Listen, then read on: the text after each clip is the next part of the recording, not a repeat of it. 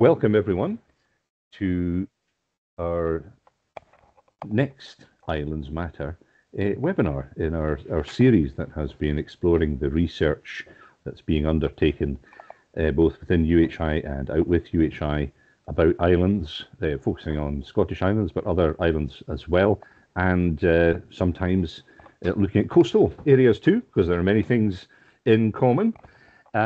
We have had scientists, we've had historians, we've had folklorists, but today we're very lucky in having a poet, a writer, and a creative practitioner who uses, get this right, a poetic research in her creative output, and has done some wonderful things on trees and leaves and some really fun and evocative ways of researching material. And so today I'm very pleased to welcome Mandy Haggith, a colleague and friend who lives on the west coast of Scotland, who was just saying that the midges are out in force. And Mandy and I do some supervision together, and Mandy also teaches a couple of wonderful modules on the MLit in Highlands and Islands literature. So it's really great to have her with us today. And Mandy is going to talk about peat, diesel, and seaweed, a poetic inquiry into the green transition in Northwest Highlands and Islands coastal communities. And these are things that are, close to my heart. Peat, I have a peat bank, so I go peat casting. In fact, UHI Shetland, I think, probably has the highest concentration of academics who are involved in peat casting. Diesel, not so much about that, but I do go out and gather seaweed for my tatties. So I'm very much looking forward to hearing what Mandy has to say. And just to show there, there's one that I cut earlier, ready for the fire later on. So with that, thank you very much, and welcome, Mandy. Thank you very much indeed. I'll just go straight into sharing my PowerPoint. So is that visible? Yes, it is. Lovely picture. Great. Okay, lovely. So yeah, thank you very much, Andrew, and thank you everybody for coming. And I feel very honoured to be part of the this series of islands seminars on the basis that I live in what is strictly speaking a peninsula, but very often feels like an island in Assynt in the Northwest Highlands, and has many islands offshore. And the work that I'm going to describe is a study of our coastal livelihoods and environment.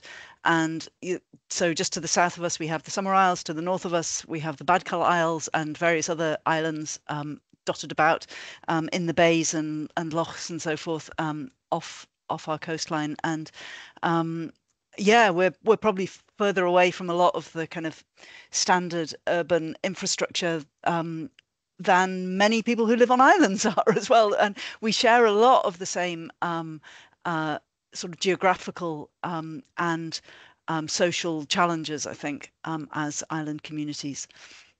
So this project, Peat, Diesel and Seaweed, is I've been working on it for the last couple of years. It's, as Andrew said, a poetic inquiry, because I'm a writer. I write fiction and poetry. My latest book is a non-fiction book about elm trees, and I'm sort of equally fascinated by trees and by the sea, and I seem to sort of fluctuate between whether or not I'm focusing my attention in the woods or down on the shore. This is one of the Arts and Humanities Research Council funded design exchange partnerships, which are the aim of which is to bring together academics and coastal communities to explore the green transition and to use creative methods to help design the green transition. And by green transition, we mean the transition to net zero carbon. So we're looking at how we get to a point where our carbon emissions are balanced out by the sequestration that's happening on the land around us. And the topics that we're looking at here are looking at the health of peatlands, looking at, in particular, marine diesel, and its alternatives, and seaweed.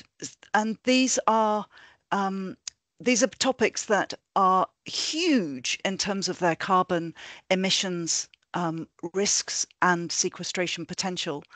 But they're not talked about very much by comparison with, for example, energy efficiency in homes or transport or food or, you know, various other topics that have been the focus of a lot of attention. And the project we came up with these three topics through conversations with our community partner, which is the Northwest 2045. And Northwest 2045 is a network of community organizations, landowners, local enterprises of various sorts in the stretch of coastline that runs kind of north of Ullapool and through Assynt and Edrichillis and Durness and along the north coast as far as Tongue. So that 160-mile stretch of coastline, which is all very sparsely populated, but does have some very significant harbours, and includes a lot, very large areas of peatland, including the kind of corner of the flow country that has just recently become a World Heritage site. And the aim of Northwest 2045 is they all came together, and the reason they're called 2045 is because that's the target for achieving net zero. And all these organizations came together to try to come up with a vision for what our part of the world would look like in achieving that kind of sustainable transition. And so our aim is to support that transition in ways that support behaviour change and build on existing strengths in our coastal communities and respond to local opportunities and needs, particularly those of young people. And so my research questions in the project are how poetry and other artworks can express the most urgent and deeply felt needs of this coastal community, and shape the design of a just green transition in our part of the world. There are lots of complicated elements in the transition around how just it is, who benefits and who doesn't. But yeah, my real interest is in trying to use poetry to reach the kinds of places that other research can't reach. And so the project was designed with 5 stages in it: a kind of conventional survey, and then looking in turn at each of these topic areas of peatland restoration, alternatives to marine diesel, the potential for seaweed and opportunities from seaweed cultivation, and then communicating what the findings of those were. And so I've done in the course of the project, what I've been basically doing is generating a corpus of texts of various different sorts that have come from different sources in the local community. So there are survey responses of both kind of quantitative and qualitative nature. But I'm really, as a poet, interested in the qualitative stuff. There are transcripts of interviews for both peat and diesel. I interviewed relevant experts who could kind of bring the knowledge that we needed to talk about these and to kind of inform the conversation on these topics. But also doing workshops with local people and going out on doing kind of what gets called rubber boots approaches to research, doing walks and kind of being out actually on the land or down on the shore with people. And in those workshops, I tend to ask people to write things down, and then I gather up the text that they write on little bits of paper and kind of other techniques that I use for kind of tricking people into giving me words and phrases that I can then use to try to generate poetry. And I included this quote here from Creative Generation because I like it as a definition of what I mean by poetic inquiry, which is that it is seeking to produce new and honour existing forms of knowledge and ways of knowing, while dismantling systemic barriers to sharing and learning. And yeah, I'm honouring the American spelling there. And I think there are two things that are interesting about this definition. The first of which is that it explicitly acknowledges that there are different ways of knowing. And for me, one of the things that poetry is really strong at is getting to grips with the ways of knowing that do not leave feelings and emotional responses at the door and incorporate them integrally into what people are expressing in terms of their ideas and thinking. And then the second thing that's interesting is this phrase, dismantling systemic barriers to sharing and learning. And I'm really interested in poetry as a kind of radical way of breaking through the kinds of edges that researchers don't normally get to step beyond, either because it's into territory that their research questions are not looking at, or because it doesn't reach many of the kind of most vulnerable people in our communities. And arts methods can kind of, yeah, dismantle those barriers, I feel. Poetry has got a bad reputation in our society and in our culture as being something that's very difficult. And there is an elite part of the poetry world which specializes in writing for itself, as far as I can see. And I'm really interested in instead the kind of poetry which gets read at important events like weddings and funerals, and that circulates on social media like Instagram, and that is accessible and can reach people. And in this project, because digger driving is a very important part of peatland restoration, I kind of think of this as kind of basically aiming to try to write poetry for digger drivers. And I think poetry is a really useful research tool. It's really powerful as a way of analysing complex bodies of text and distilling out the significant nuances that can exist within them. And it's a really useful dissemination tool as well. Because poetry, certainly the poetry that I write, the methods that I use people's actual words. It's not highfalutin language. It's the language that my participants give to me. And I try to distill it out into short pieces that are digestible for people. I often write deliberately for performance or with things that have got a kind of visual or aesthetic appeal so that people like to look at them and enjoy them. And the sound patterning that I play with a lot is intended to try to make the poems be something that don't hurt. And I kind of go around with this sort of little mantra that I don't know if my poetry can help at all, but at least verse won't make it worse. And that matters because we're in a really, really bad place. The starting point for this project, when we did the initial survey, revealed that how people feel about climate change is pretty desperate. While the initial survey was going on, I did workshops with young people around and adults as well around peat. And my first workshop with young people, I asked them at the beginning of the workshop how they felt about the future, and they kind of said, "Oh, you don't want to know." And I said, "No, I do want to know." And I gave them each a little slip of paper with a moss frond on it and just a tiny piece of paper, and said, "Just write one word or phrase about how you feel about the future."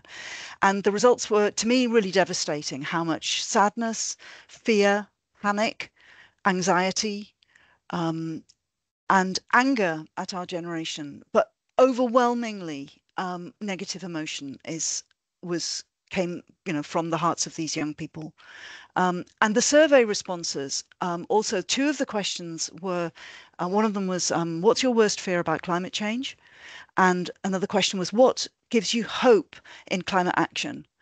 And the results of these two questions I've distilled out into this poem, which is, for those of us old enough to remember the way that the football results were read out on a Saturday afternoon, will find the style of the poem familiar, I hope. So the left-hand column is fears, the right-hand column is hopes for climate action. It's called Pooling the Results. Polar bear fears 3, hope none. Fear of extinction of species 4, hope none.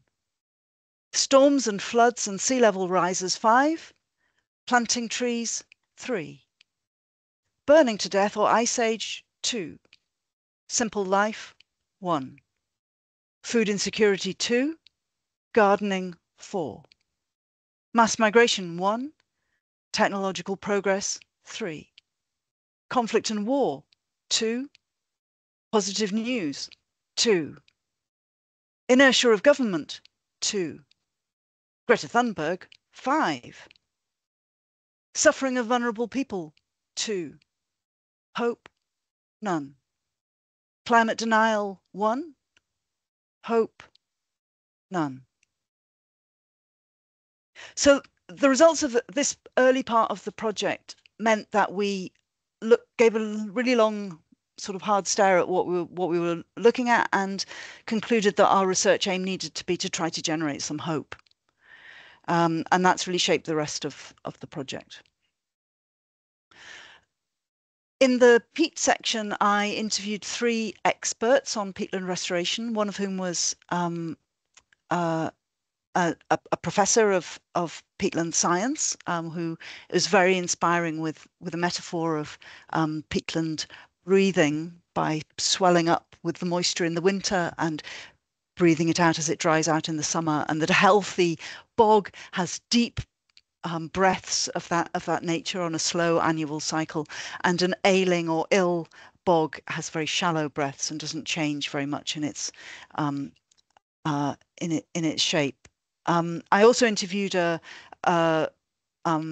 local person, Lewis McCaskill, who's leading peatland restoration on Ascent Foundation's own community land, and he was very inspiring about the need for young people to skill up as digger drivers and ecologists and so forth, because there's a lot of work actually to be done and a lot of potential for jobs into the future.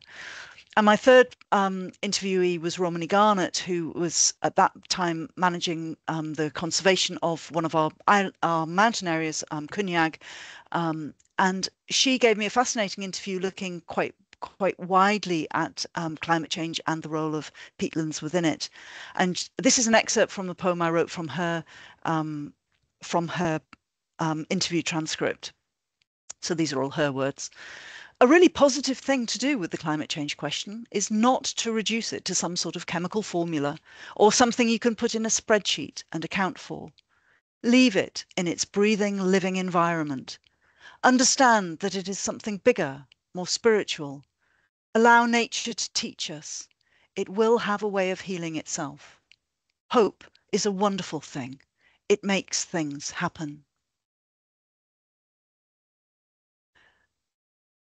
So the way in which I generate these poems from interviews is to use a method that Maria Prendergast calls surrender and catch, where basically I immerse in reading the transcript until some words jump out at me that I catch, and then I bundle them together, or I go fishing for more words in the transcript and then try and make a poem out of them.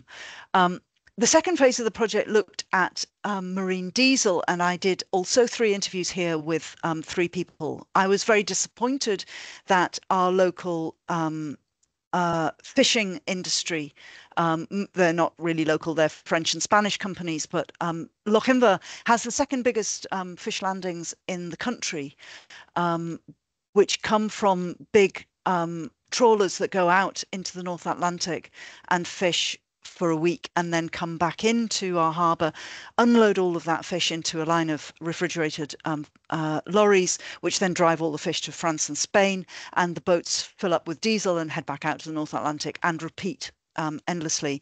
And so there's very large diesel sales from our local harbour, and I wanted to speak to the people who are the purchasers of them about what they're looking at in terms of their alternatives for the future, and they refused point blank to take part in the research. Also refusing to take part in the research was the offshore wind company, which is going to do what's called the West of Orkney wind farm, but would actually be north of Sutherland, and from which we can see there's big potential for lots of renewable energy to be potentially coming on shore. Unfortunately, it won't be coming in on shore where we are. It's all going to go to Scrabster and the East Coast, which seems a shame, it has to be said.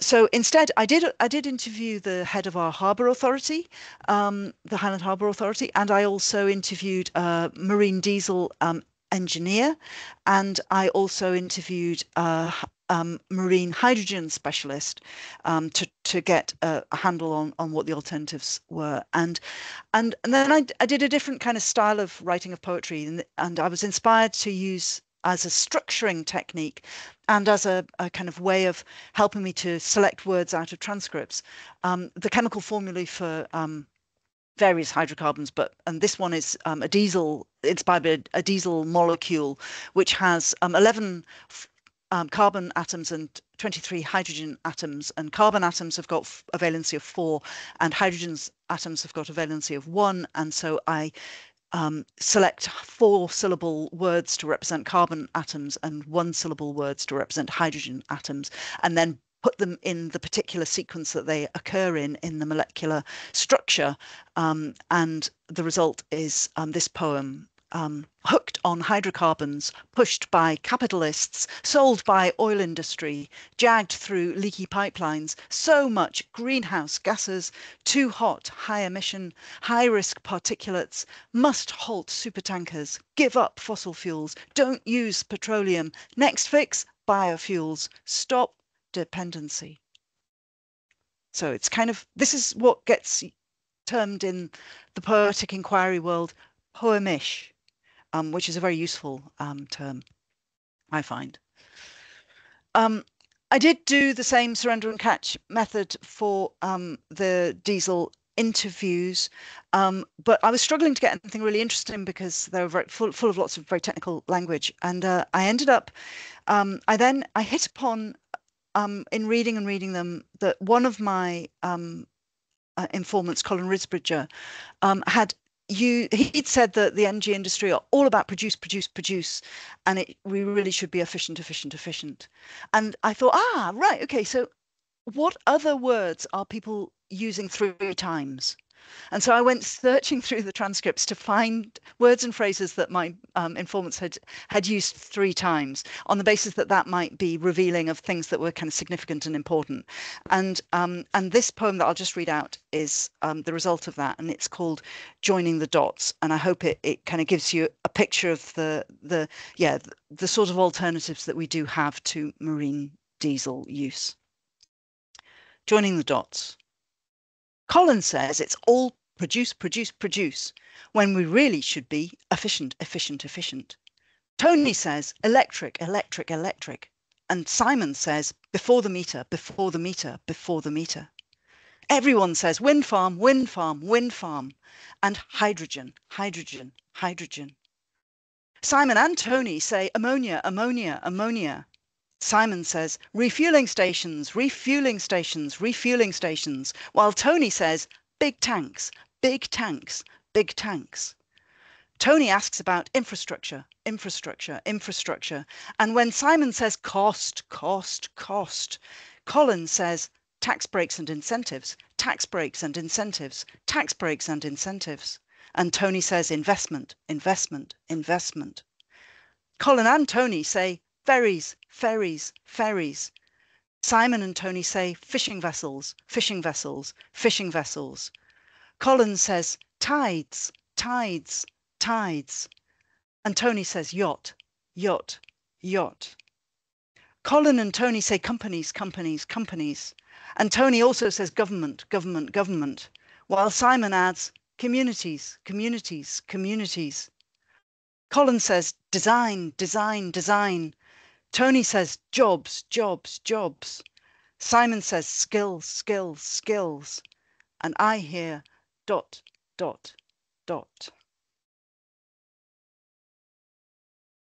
moving on to Seaweed, I did some really nice creative workshops particularly with young people in the area, and also sort of piggybacked on consultation exercises that were happening around a seaweed cultivation enterprise that is being planned. And this is a nice picture of kind of the results of getting a bunch of young people to think about seaweed. And I asked them, after we'd been down to the shore and learned a load of stuff about seaweed, what they thought was cool about it. And they said the following: there's loads of different kind of seaweed. They're categories: egg rack, sugar kelp. There are 3 main types: red, green, brown, different shapes, colourful green and brown shapes. You can eat seaweed. You can eat it. It can be eaten. They are edible. It has many uses: carbon capture, ecosystems, food, fertilizer. It helps the biodiversity of our seas, lowers carbon. It's versatile. It grows on each other. They all grow on each other. They can reproduce. They can have sex. They pop. So these were all things that the students wrote on little pieces of paper, and then I set myself the task of using all of them and only those words to create again something poemish. The final poem I'll show you is a poem called "The Sea is a Time Machine." And this is actually a workshop method that I've been developing over the course of the project, because I've discovered that and I've set about, every time I do a workshop, I ask people how they feel about the future at the beginning, and I get them to write down how they feel. And then at the end of the workshop, I ask them how they feel about the future again at the end.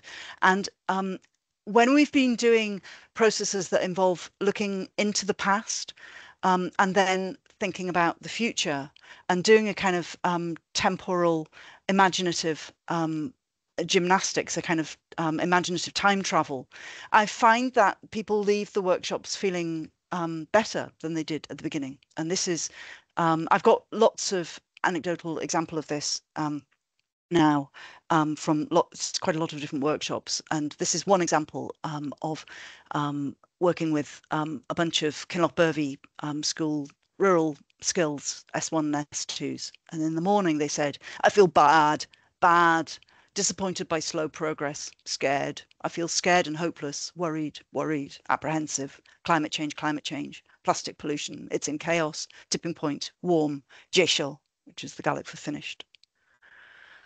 By the afternoon, how do I feel about the future? A little terrified to begin with. Warm, too warm and bad for the planet. I feel that the government should be doing more bike trails. Hopeful from activities like this, but also quite scared. Hopeful, optimistic, hopeful and excited. Good, great, good, great, good. Okay, interested, curious.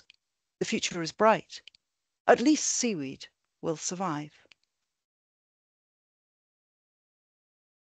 So, Moran Tang, thank you very much for listening, and I hope that's given you a little bit of a flavour of the way I go about doing poetic inquiry research and some of the findings from the project. And I'll look forward to any questions that you might have.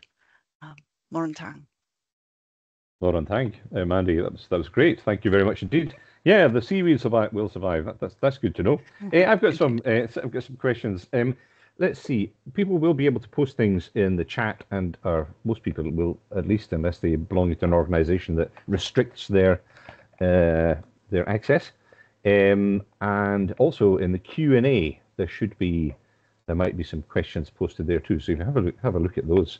And we'll kick off a discussion. I just wondered, obviously you get some great responses from the school pupils about poetic inquiry. I wondered, did you get responses from digger drivers? And if so, what kind of response was that?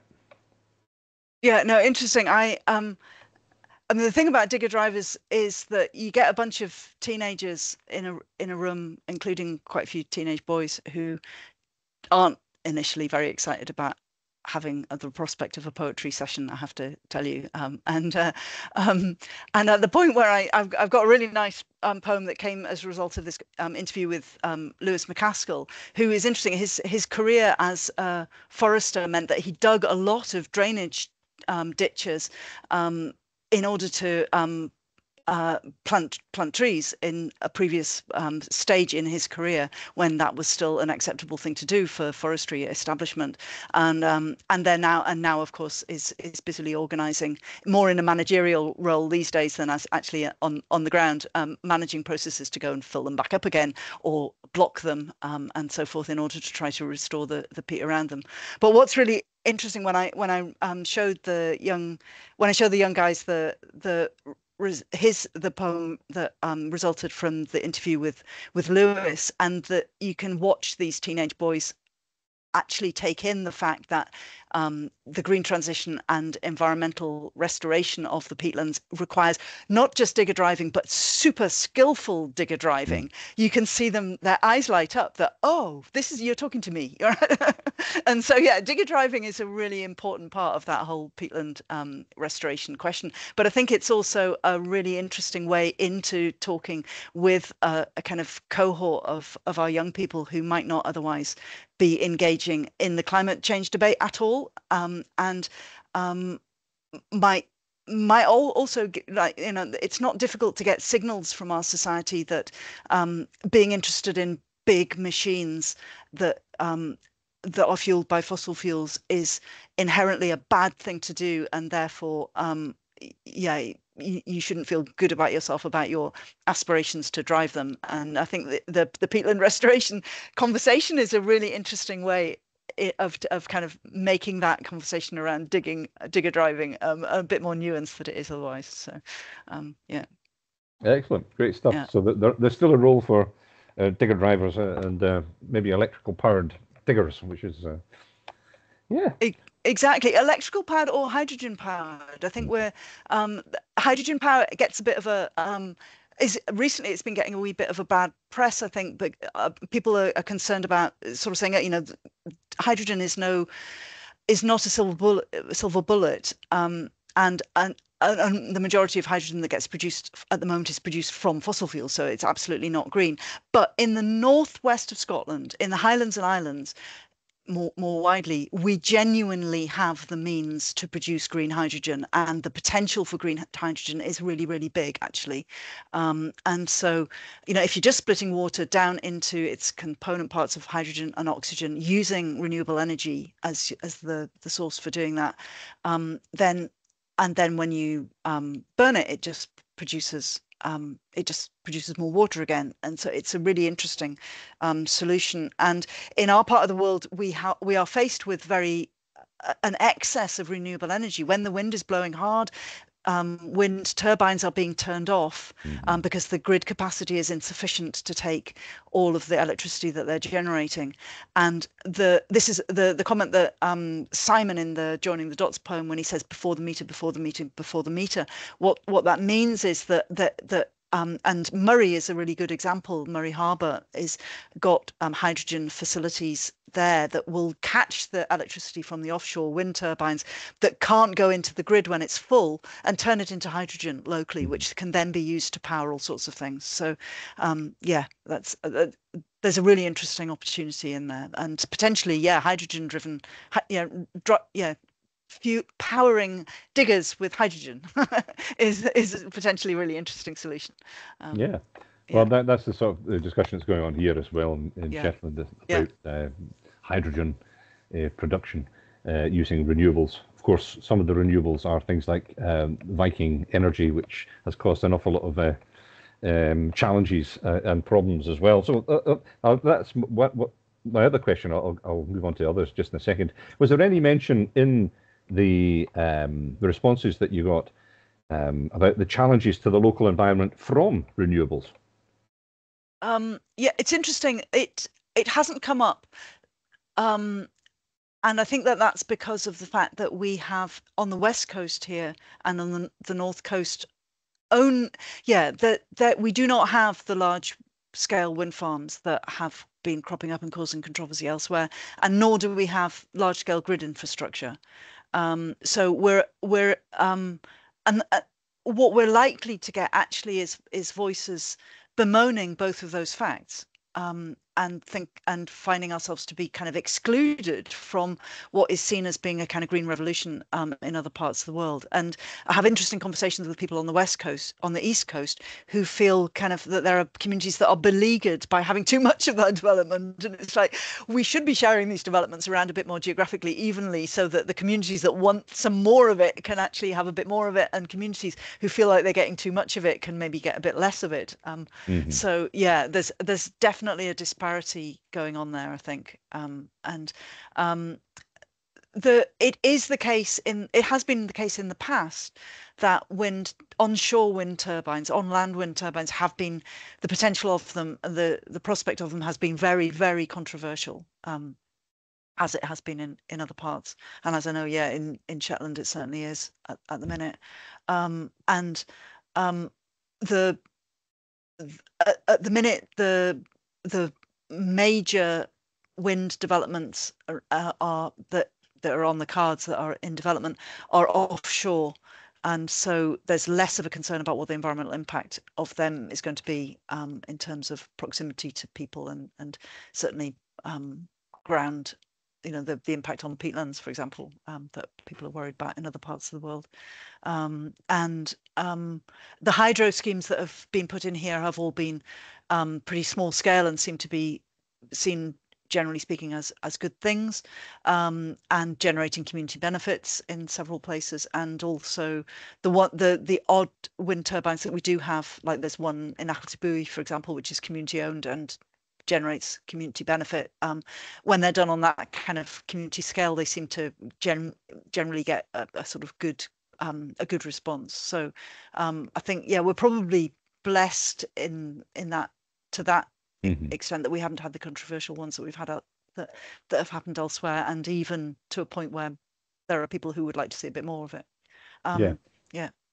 So positive response, which is good. And moving on to other positive response, Shuan says, when you share poems or poemish material based on words from participants later, how do they respond? Do you get a positive response from folk? Yeah, I have only ever had positive responses. That's not true. I've got an interesting story. But on the whole, yeah, people are delighted. They do an interview and they are kind of like, they say what they've got to say, and then I turn it into a poem and give it back to them, and they kind of go, "Oh wow, did I say that? Oh, I didn't realize," And they like, I try to highlight the music of people's words and put together things that sound cool together, and people generally find that that's really interesting. An example again, the interview with Lewis McCaskill, where in the course of the interview, he talked about restoring peatlands and repairing kind of damage from the past, and he talked about the need for social restoration and the kind of community erosion of some of the kind of aspects of our local kind of community values that he'd seen, and desiring to see a restoration of that, and when I put those two things together in the poem, because he was using, actually, to me, when I looked at it closely, he was using the same sort of words and phrases to talk about restoring the peatlands as he was to talk about restoring the community, and he hadn't made the connection. And I thought, and he was delighted to sort of hear that back from himself, that actually that these were two concerns that he felt very passionately about, but actually was using the same musical language to refer to each of them. So yeah, people, I get really nice responses, and although the ethics procedures don't, strictly speaking, require me to do it, I always go back to people with, even if I've got them signed off permission to use their words in prior informed consent to doing things. I always go back to them and show them what's actually resulted, because it can be quite surprising to them what they've said. And I'm really glad that I do that, because I do have one cautionary tale, which there probably isn't time to share now, about going back to somebody who had given me an interview, and when they saw what it was going to look like in public, they kind of went, "Oh, no, please don't make that public." And we actually worked together to come up with a better source of the same kind of story material that wouldn't have the kind of impact that would have had. So it can get very close to the bone when you pare what people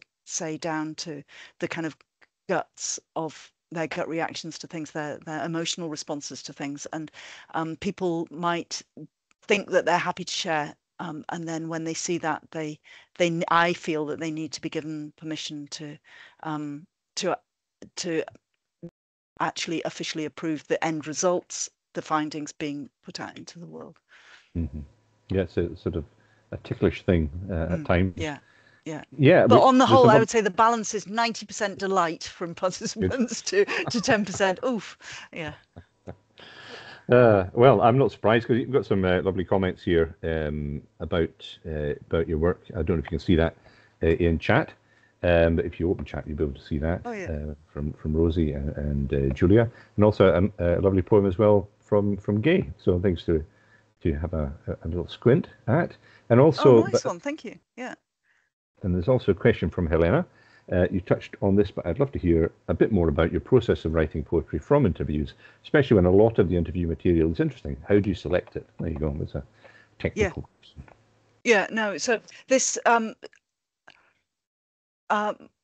Maria Prendergast wrote a wonderful paper, and if you get in touch with me, I've actually got a kind of bibliography of poetry inquiry, which if I'm very happy to share with anybody, because I've read widely around poetic inquiry, and there's lots of interesting stuff out there. And anyway, the particular method for transcript analysis that I like is what she calls surrender and catch. So you immerse in reading, just let yourself go into reading a transcript until something jumps out in some way, and then catch that. And then I do that repeatedly through in reading a transcript. And so I end up with a transcript which has got I use highlighter pens of different colors to highlight things that are jumping out. And then if there's a word or a phrase that I think, yeah, that's something that I could maybe start working on a poem on, then I'll draw that out. And quite often I'll then go fishing back into the transcript for other things which talk about that idea, or that looking for words that resonate with it in some way. And quite often at that stage I'm looking for musical resonance. I'm looking for words that might rhyme with it, or that might have consonance with it in some way, or that might be sharing metaphorically in that idea. So quite often I'll hit upon something which looks like a metaphor, and I'll go and see if there's any more instances, so that I can use a kind of extended metaphor in a poem that comes from the transcript. So yeah, so the catch is trying to find kind of the words or phrases that are kind of that are glowing to me in the transcript, and I use them then as something that is like a bit like a crystal, where I'm trying to get other words that will crystallize around it and grow the crystal of the poem. So it's quite an intuitive process, but it's also quite systematic and rigorous, in that I'm endlessly returning to the transcript to look at the nuance of the language that somebody is using, and trying to draw out words that I can use. And my tendency is that that I will try to stick to using only words that the participant has used, and so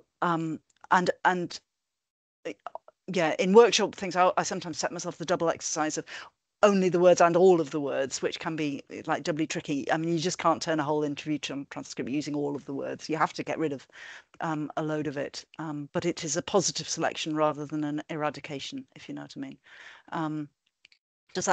I hope that answers your question. I'm very happy to talk more if that's very good insight. And well, I think we'll move on, because there's another couple of questions there as well.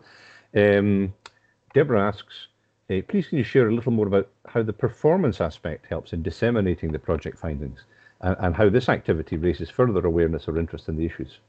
So in what ways does this activity sustain involvement? So yeah, what do you do with this material? Now you're sharing it with the participants, but then what do you do next? What's the performance aspect of it? Yeah, so there are several things to say. So I have one poem which requires 4 voices.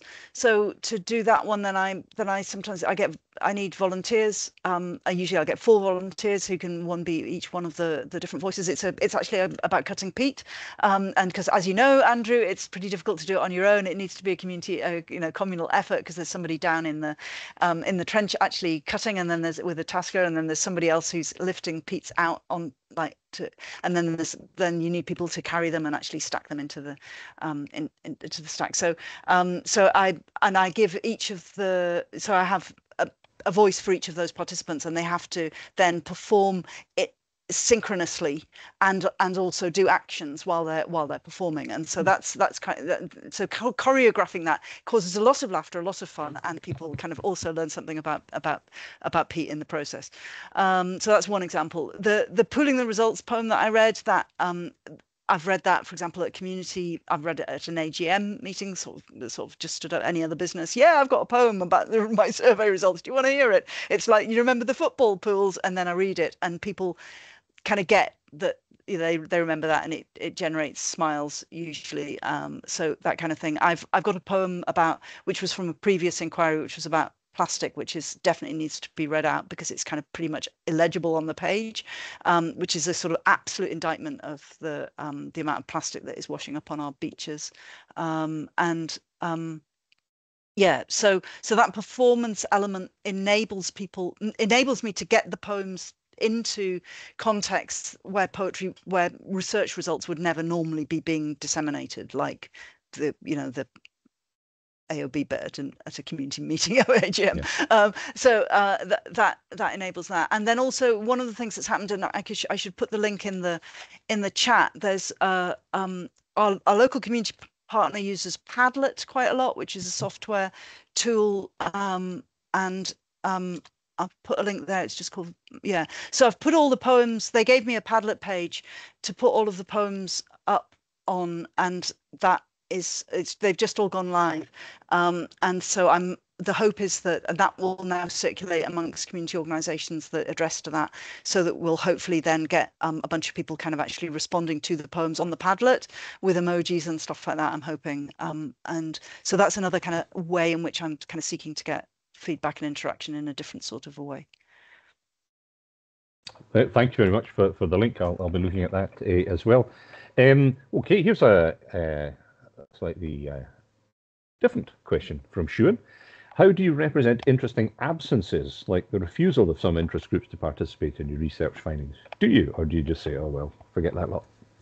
Yeah, it's interesting. I haven't been able to represent that on the basis that, but it does make me wonder.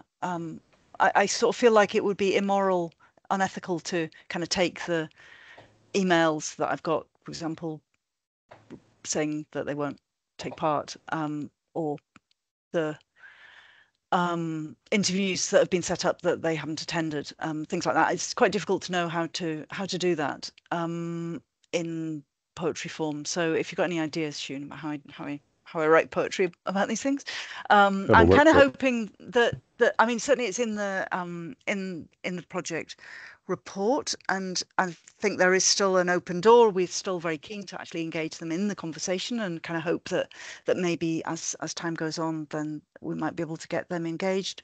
And I guess one thing we haven't, so I don't really have an easy answer for that. No, it's tricky. Yes. Could be an interesting poem, though. Yes. Might get into trouble. Okay, now Julie asks, do you ever use existing text, for example, historical documentation, to form your poetry? Or is it always from surveys and interviews that you've carried out yourself? Yeah, I have used existing text. So I've got a draft of a poem that isn't finished yet, but it's coming into coalescing, which comes out of a business plan for a local seaweed enterprise, for example. So it's not a historical document, it's actually quite a new document, but it's definitely not the kind of, it's definitely an external document that I was given. And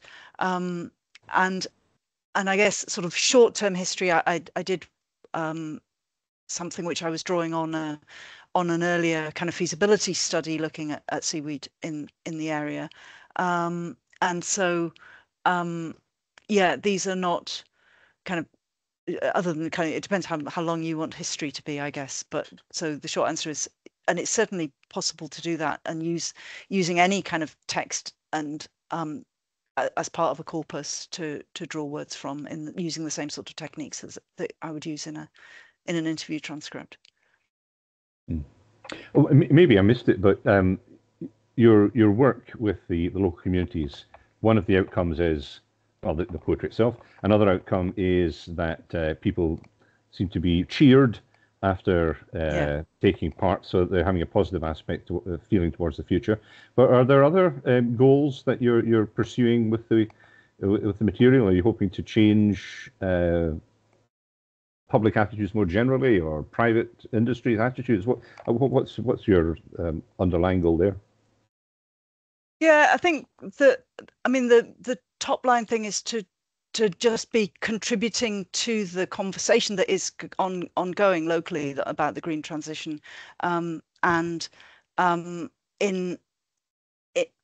in novel ways, and engaging a wider, helping to engage a wider range of people in that conversation. So it's very much, I see it as being very much embedded. And because I live here, I've lived here for 25 years. I'm really, it's a very strong commitment that I'm wanting to do research within my own community, and not, it's not remotely extractive in the sense that the findings are all here on the Hmm. palette. It all belongs locally, and it's all here. I think there is a I was speaking with, there's been another project using social science methods asking similar questions in immediately south from here in the Westeros Biosphere Reserve, a project called Cultivate. And they've also been looking at heritage and the future, and so forth. So there's some quite commonalities. And we've been talking about wanting to pursue looking at whether, when they also have that thing that the workshops that they organize seem to put people in a more positive state than they were at the beginning, and we're interested in, well, does that last? Is that just a sort of like you go home feeling good, but then you wake up tomorrow morning and you feel miserable again, or is it so does it last, and then does it connect into any kind of change in what people do in like either their personal behavior or their willingness to kind of engage with other kind of climate action? And I think I'm particularly interested in whether, if you see a kind of individuals having a kind of emotional improvement in their view of these questions, whether that enables anything at a community level, whether that causes something which emerges for communities as a whole, being able to be more kind of proactive or active. And so I think there's some really interesting questions there, both about the kind of longevity of that effect and whether it scales up to a community level or wider society level, I think. Mm. Yeah, sort of the bottom-up awareness building, which is really important. Are you hoping it might feed into policy changes at a higher level? I've I haven't engaged in that. I used to, I mean, I spent 20 years as an environmental activist doing nothing but kind of fighting those sorts of things. And Hmm. and I I'm somewhat skeptical about academics spending like myself anyway, when we've got limited energy and time to do things, expending that energy on the political classes, who quite frankly have got lots of resources and stuff like that, and could read stuff themselves anyway, couldn't they? Where actually Yeah. we've got a lot of people in our communities who need more attention being paid to what they have to say. So I think I'm more interested in being an amplifier up and out from the community than trying to go and work for policymakers. So having said that, I mean, it may be necessary and helpful to get to find ways of sort of shaking the shirt tails of policymakers to kind of go, look, listen. So you can amplify as much as you like, but if they're not listening, then that's no use. So I think there is, I think once there's a sufficient body of this kind of evidence, then I think doing a poetry reading in the Scottish Parliament or something might not be a bad idea. Oh, certainly wouldn't. That'd be Yeah, great. yeah. Brilliant idea. I wondered whether you were also looking for opportunities to network, that's the word we use, but connect with communities in other areas who might be inspired to do similar things, across the north or in the Baltic or um, some other small communities that are living on islands or on coasts who are wanting ways to engage with the environmental change. Yeah, I'd be delighted to. And I've just actually written a chapter for um, a, a poetry inquiry atlas of kind of, they're looking at sort of natural resource and geographical kind of issues kind of around the place. So there is Adam Vincent has been gathering um, uh, cases from around different communities and bringing them together into a book, which has been really exciting to be part of that, and be great to see what the end result of that is. But that's a sort of, that's a sort of gathering upwards, I suppose. But I think would be really interesting to connect kind of horizontally with other communities Hmm. that are having similar conversations and using similar methods. For sure, absolutely, that would be lovely. And it's not something that I think we've done yet, but it would be great to do so. So if there are communities out there that you think might be interested in making contact, maybe we should do something about that. I'm sure we can find them through the University of the Arctic Thematic Network. Yeah. Well, oh, hang on. I think folk are just more comments about they've really enjoyed your talk, and yeah. So, well, I think Mandy, unless you've got any other final comments or thoughts that you'd like to share, could maybe round things up, and we can all go off and have a look at the Padlet and enjoy the poems again. Yeah, sure. I think I have a little haiku for the summary for very busy people, it's called, which is, if you lack all hope, take good things from the past into the future. Fabulous. Well, thank you very much indeed, Mandy. That's been really enjoyable. Wonderful presentation, and great to have a conversation with you as well. And we'll definitely look into exploring connections for poetic inquiry in other island and coastal areas. So thanks very much indeed. All the best. Enjoy the rest of the day, even if it's midgy and wet. Indeed. Brilliant. Thanks, Andrew. Thanks for having me. Thanks, everybody, for listening. And yeah, cheerio. All the best now.